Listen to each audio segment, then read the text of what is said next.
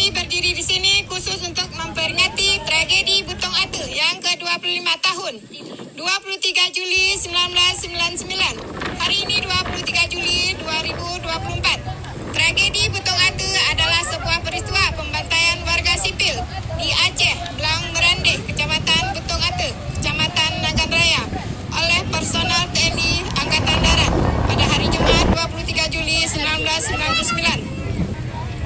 Peristiwa ini terjadi di Balai Pengajian Tengku Bantagiah yang dilakukan oleh lebih dari 10 personel TNI Angkatan Darat yang berada di bawah kendali operasi TKO Korem 011 Lilo Wangsa yang terdiri dari pasukan Unif 131 dan 133 dengan didukung satu peleton pasukan dari batalion 328 Kontral. Pasukan ini dinampingi oleh Kasil Intel Korem 011 Lilo Wangsa, Letkol Sujono. Jumlah korban tewas mencapai 54 orang, santri beserta Tengku Bantagiah dan anaknya. Kami menuntut Indonesia untuk menyelesaikan pelanggaran hak asasi manusia di seluruh Aceh, khusus tragedi Butong Ate secara hukum, yaitu yudisial.